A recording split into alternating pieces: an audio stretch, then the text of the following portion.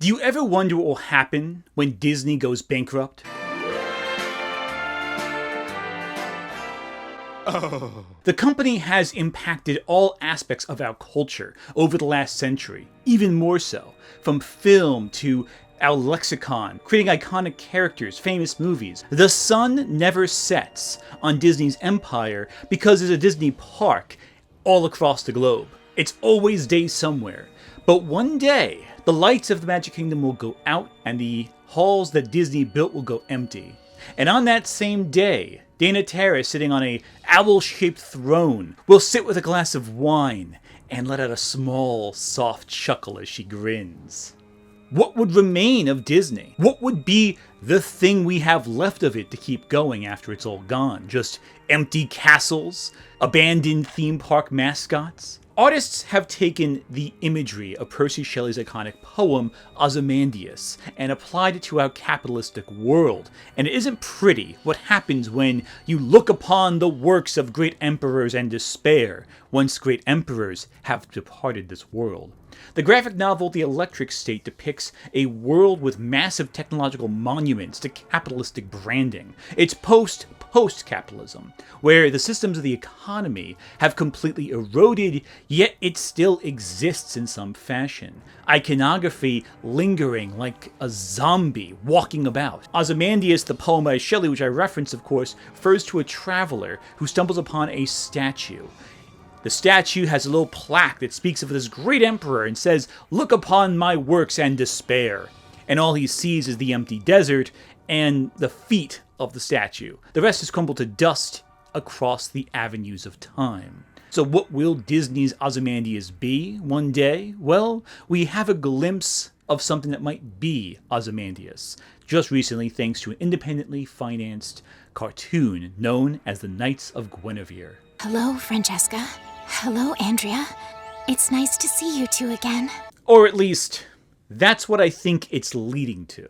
Dana Terrace is a former Disney animator who's most famous for working on the series The Owl House. It's a fantastic series that lifts from tons of pop culture that Terrace and a lot of other millennials grew up with. It's most famous for Disney truncating. Despite being widely successful, they canceled it after 3 seasons. Of course, they were given enough time and heads up to conclude the series on its own terms to some extent, but it was given a shorter run than initially pitched and expected to have, despite getting pretty good reviews, pretty good reception, and to this day still having a devoted fan audience. Now, no one can really say for sure why the Owl House, despite being successful, had such a limited run. Oh, actually, no, it's a lie. We do kind of have an idea. Crikey. We have to do the main character being a bisexual girl in a relationship with another girl, and that romance being paramount to the center of the story. Not just simply discussed, but presented extensively. This is the same thing that got Steven Universe canned, at least prematurely, as well as something that She-Ra built to gradually over time to avoid Netflix pulling the plug on the project prematurely. But Dana Terrace decided to put this front and center from season 1, and that had ramifications when the studio got too afraid to follow her vision all the way through.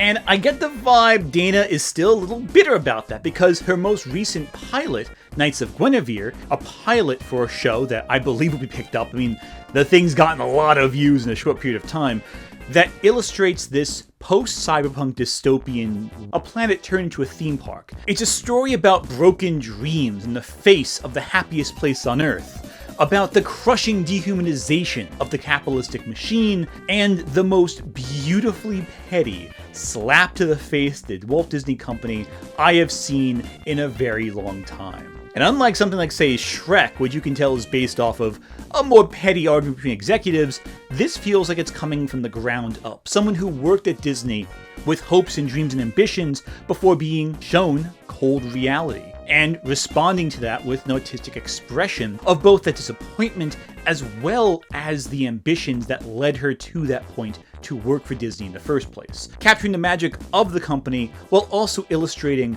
the horrors of the company.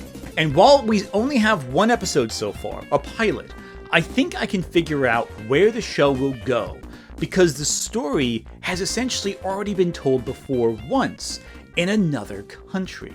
What do I mean? Well, let's keep watching and find out.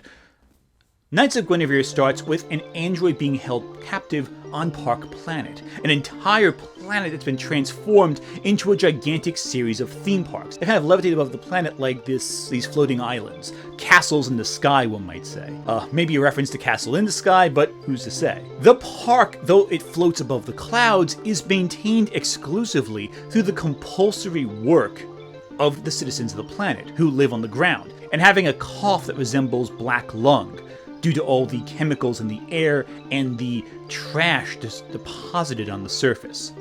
Those who live there have no option but to work for the Park Planet. In many regards, it's similar to how folks living in Orlando are given few options outside of employment outside the tourist industry, due to Disney World drawing the public eye to this once completely not really all that well regarded land because of its potential for theme parks. Walt Disney originally purchased the land in Orlando under a series of dummy companies, stealthily securing territory for his Disney World park, without attracting too much attention from competition as well as legal eye. His intention was to create a fully immersive world far from the rest of human civilization. You see, one issue he had with Disneyland, even though it was a huge success, was that it being in Anaheim, you could still sometimes see hints of the world outside. The illusion created by Disneyland was broken when a car happened to crash outside the gates, or there was a particularly bad smog storm or something like that. With Disney World, he wanted to be completely isolated, and Park Planet takes that to a new level, because now it's not just an isolated territory in Florida,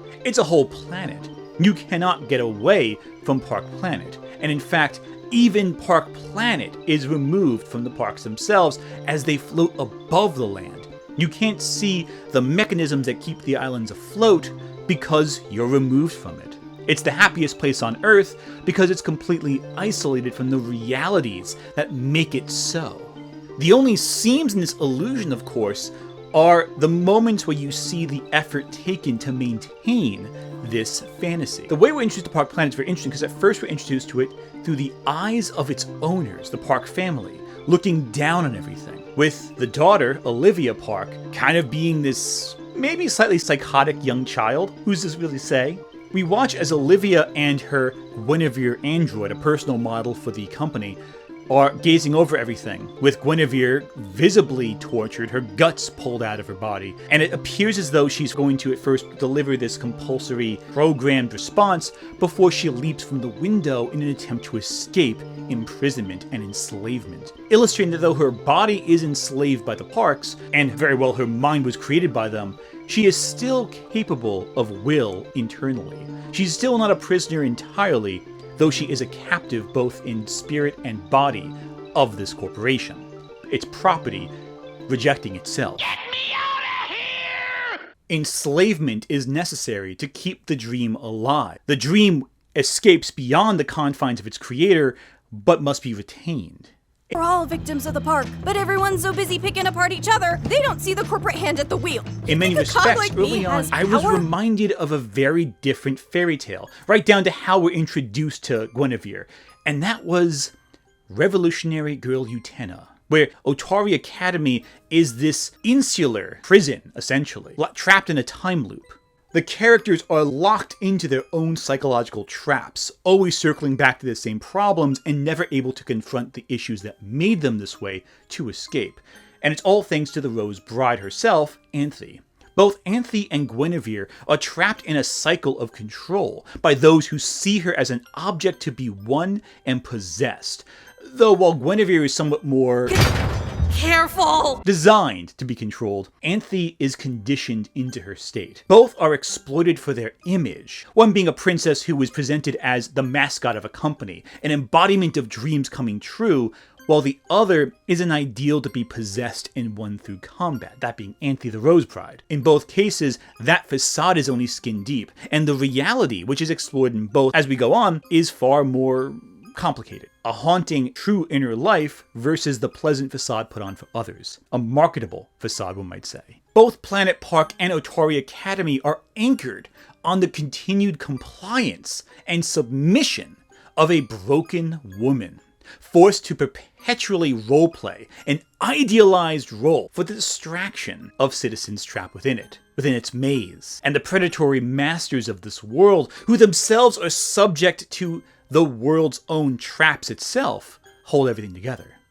Anyway, Frankie and Andy, our protagonists. Guinevere is not the protagonist of the show, it's actually these two dorks. I'm not gonna lie, I love these two characters. Terrace has cracked the formula to making lovable characters who you just immediately just adore. Andy's a hardworking engineer, aware of the faults of the system, and despite upwards mobility, is rewarded for her hard work and success with being fired. We don't know why yet, but we know it's probably something unfair. Despite us seeing her take on extra work, and despite her doing everything seemingly correct, she is still hurt by the company. I can't imagine why Dana Terrace would do that with a character, what she might be referencing, a person doing everything right and still failing. But as for Frankie, she's basically at the bottom of the class system. She isn't particularly feminine, physically is far from the dreamlike ideal that Gwynevere presents, and yet admires the magical promise of the park, connecting to this imagery that the park presents as its, marketable ideal. Even as trash rains down from the park overhead, she still dreams of maybe working up there, maybe rising up in the ranks, maybe getting a job crafting and engineering beautiful animatronics that kids can admire. In part because she had a touching experience herself with a Guinevere android, meeting one as a young girl, and that magic just enchanting her.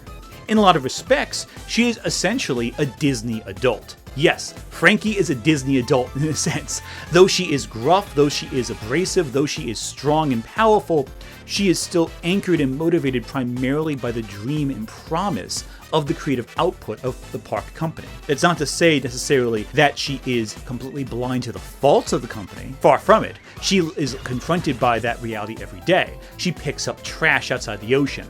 She works in manufacturing jobs, producing the minutiae that go almost unnoticed by the populace above the clouds.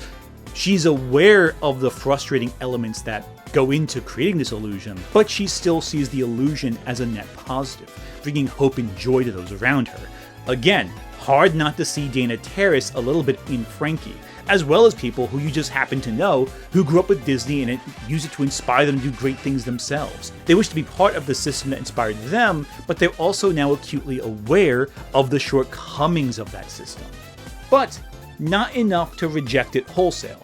Again, if you live on this planet, your only option is to work for the company. It's a company town taken to a new extent. Everyone is trapped in the same maze. But all the same, despite that adherence to this dream, the company treats them like garbage. Without Andy or Frankie and their incredible hard work in their own respective fields, the entire park would collapse. Yet they're treated like ants under its boot. Hell, there's even a class divide between the blue-collar and white-collar employees of the park, dividing folks against each other so they don't question the systems governing their lives. And the planet, well, it's polluted. It's disgusting. It's completely covered in trash from the dreamlands where no trash can possibly exist. People are coughing up purple bile from all the pollution seeping into the soil and into the air. The world itself becomes a trash can at the expense of these harmonious planetary theme parks. And this is again similar to Utena. In Adolescence of Utena, we see Anthe finally break free of the cycle of pain that is Otori Academy. We'll get to how later, because that's relevant to my conclusion at the end, but let's just jump ahead a little bit. At the end of the main series itself, Utena sacrifices herself to help Anthe move past the Academy. And in Adolescence, Anthe returns, again time loop so things cycle through, to bring Utena, who has been reborn in this cycle, out of the cycle of self-destruction, turning her into a vehicle which can escape the elements of pain. That vehicle, of course, is a car. Utena turns into a car. It's a weird show, but bear with me in this one. What the fuck is going on? It's interesting how Knights of Gwynevere and Utena conflate the fantasy dream world with the mechanical and industrial realism, with light dream planets and a dead world around it. Though if Frankie turns into a car by the end of the series, I swear to God, there's also a lot of similarities too between Akio, the big bad of Utena, and Olivia Park, the owner of Gwynevere and Park Planet. Both are selfish, abusive figures who find value only in total possession of another being. Emotionally stagnant people whose own stagnation brings rise to their own immaturity. They're unable to function without their possession, and the entire story circles around their need to control everything, to keep things stable with the illusion of progress in their own minds. But again, they're just circling the drain. Both are characters who exist in opulent areas but who exploit others, who take them as tools for their own pleasure, but also their actions drive their own sense of self-destruction. Olivia is first presented to us as a young girl, but we later see her as an old withered woman hooked up to machines in a room that offers these childlike robots who tend to her needs. She's essentially incapable of doing anything herself, locked to a bed, and possibly dying. Akio, similarly, is presented as the headmaster of Atori Academy, its leader and the one who manipulates events to keep things going in the continual time cycle. However, in the process of doing this, he also abuses and plays with those around him for his own personal pleasure, becoming stagnant. While he appears all-powerful, he's actually just as imprisoned as all the students in the academy are as well. But unlike the other students, his imprisonment is his own doing to himself. He was once a handsome, beautiful prince, but because of his own drive to control and have a grasp of a situation, to be unable to move past trauma, he is transformed into a monster, at least spiritually. And unfortunately for Akio, he is incapable of ever redeeming himself because he refuses to ever admit fault, and as such traps himself in his own self-destructive tendencies. And the downside is his self-destructive tendencies hurt others, much like Olivia. Both are villains in the same sense, with the same tragic flaw presented. But anyway, back to the concrete of the show. Frankie ultimately finds the Guinevere android that we saw at the beginning of the show jump out the window in a pile of trash. It's reminiscent to another anime where a powerful android's found in a pile of trash that fell out of a floating castle in the sky with a rich dwell.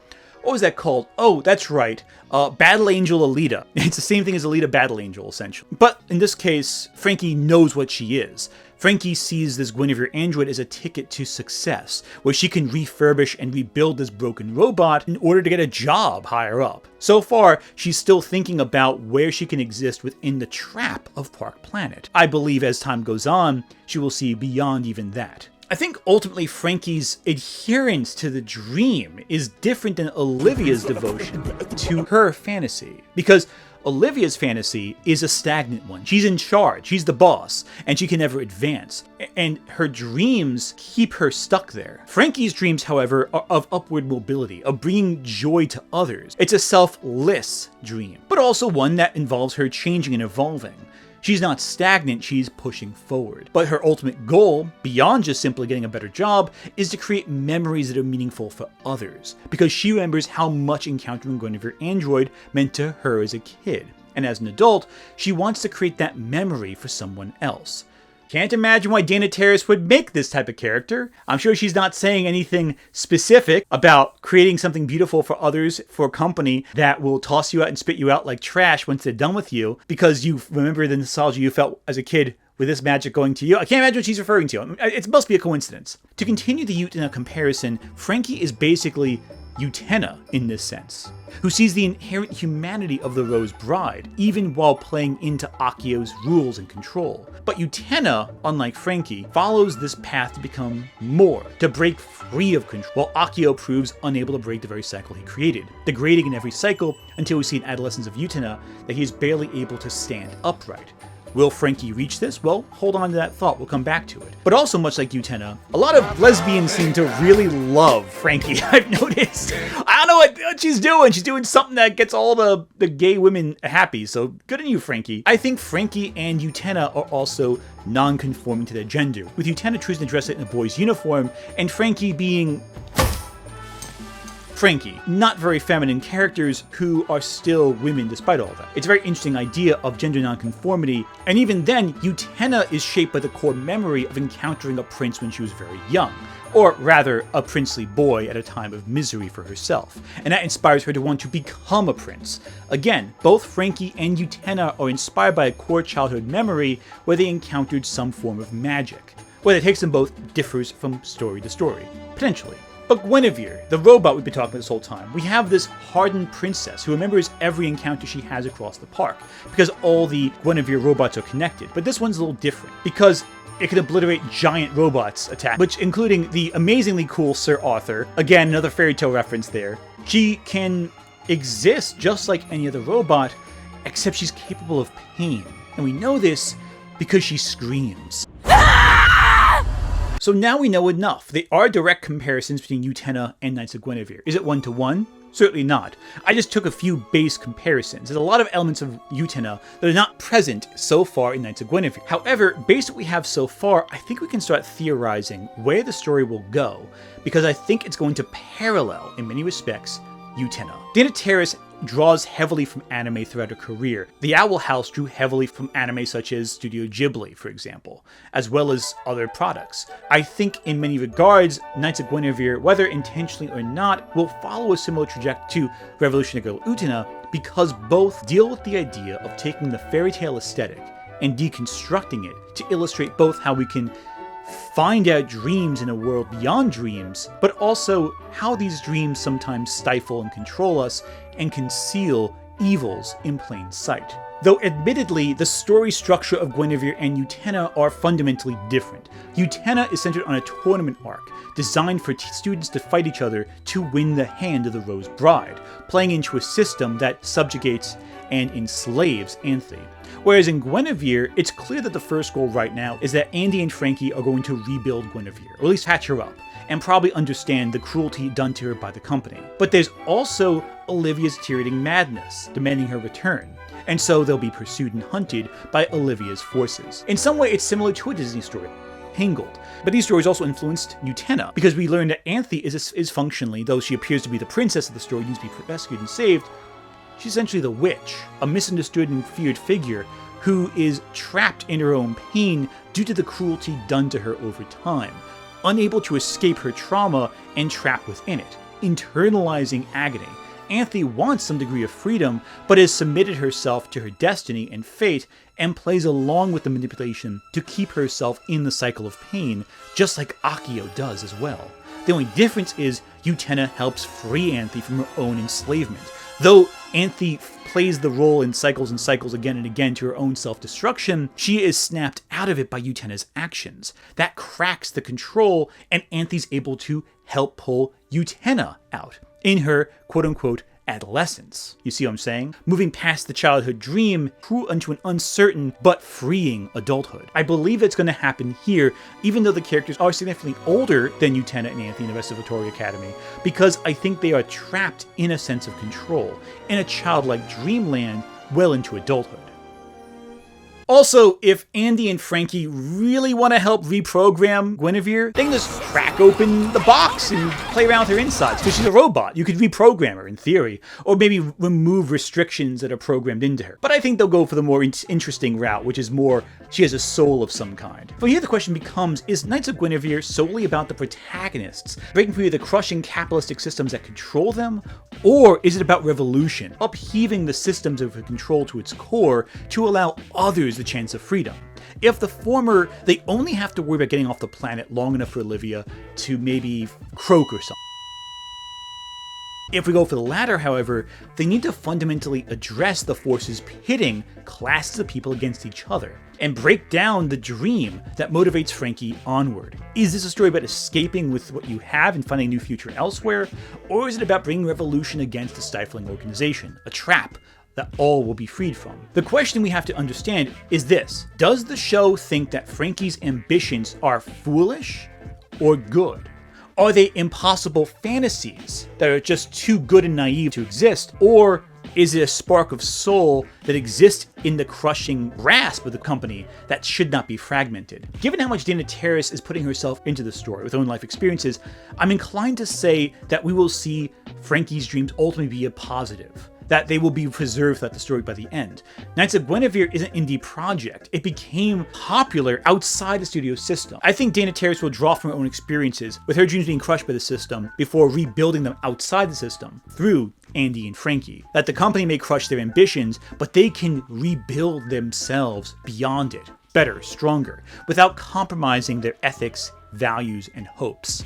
I don't think Knights of Gwynevere will end on a hopeless note, but getting to that hopeful ending is going to probably break these two girls, with both of their ambitions being challenged, if not broke. Andy's ambitions especially are interesting because she is both upset that people she once knew treat her differently for her upward mobility as an engineer, but also despite all that, she is disposable, and she understands that. She is just a cog in a machine just like everyone else, but she's also aware that her peers who grew up with her, who she went to school with, outside of Frankie, judge her because of the benefits granted to her by a promotion.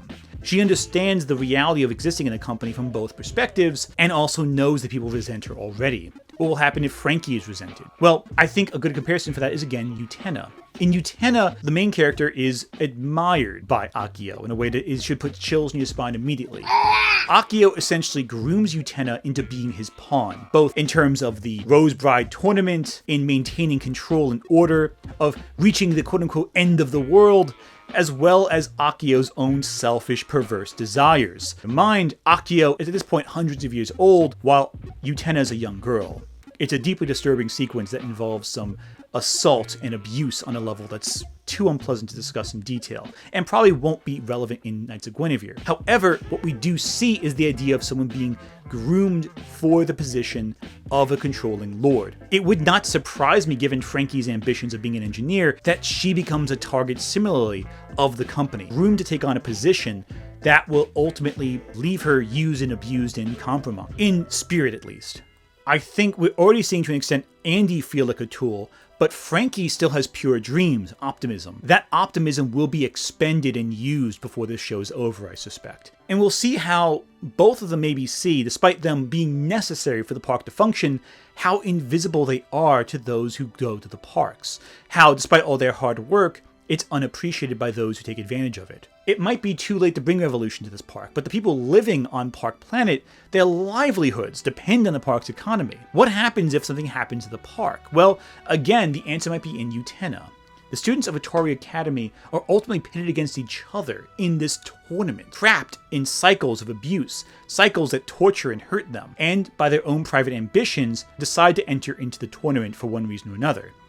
In the show, Frankie has a conflict with Sparky, another blue-collar worker who makes extra money on the side by selling scraps to buyers, often engineers. He's a scavenger in many respects, but it's the only way to survive in this system, by working outside of it. And Sparky wants the Guinevere robot to sell for scraps. Andy and Frankie only avoid being attacked by Sparky directly by convincing him that maybe they can refurbish the robot and sell it for more, or potentially some degree of love between Sparky and Frankie as a paternal kind of father figure looking out for her. This conflict may go in a couple directions. Either Sparky will have a heart of gold behind all the gruff and maybe assist them working again outside the system of Park Planet to benefit himself, or the compulsion of capitalism may push him to hurt Frankie, to turn her in, to maybe undermine her goals and ambitions, to hurt her in some way. And if that happens, again, much like with Utena, those trapped in the maze will be forced to fight each other. I also have a suspicion that Frankie's physicality will be used against her as well, because she visibly is so different from the ideal that she idolizes. Then again, so is the roughed-up Guinevere robot. But I wouldn't be surprised if Frankie's appearance in some way is used against her in a way that's cruel and hurtful. And I kind of worry that's going to be painful to watch,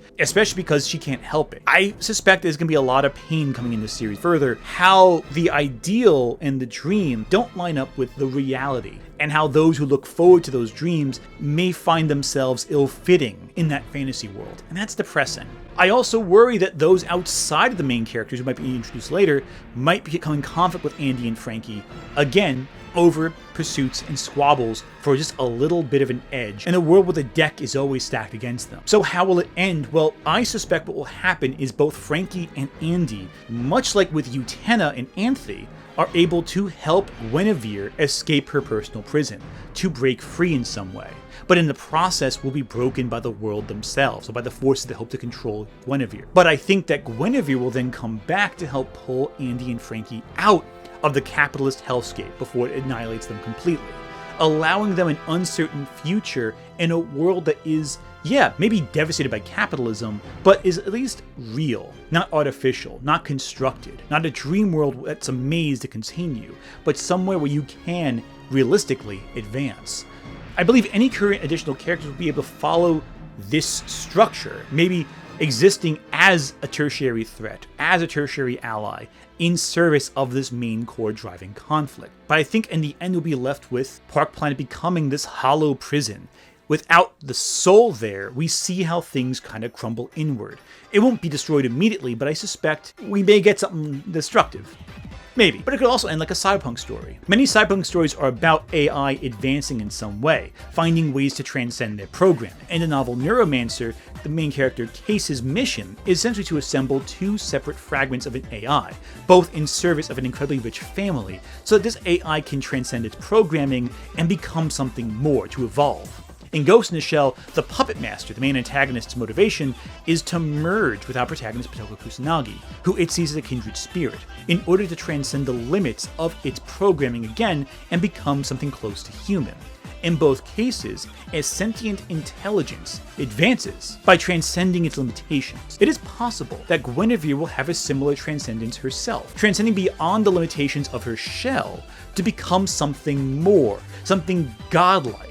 And we already know these AI are interconnected. The Gwynevere robots share memories and experiences after all, we learned it early on. So maybe this can result in something more extreme. The entire park itself gaining an awareness beyond the interests of the company.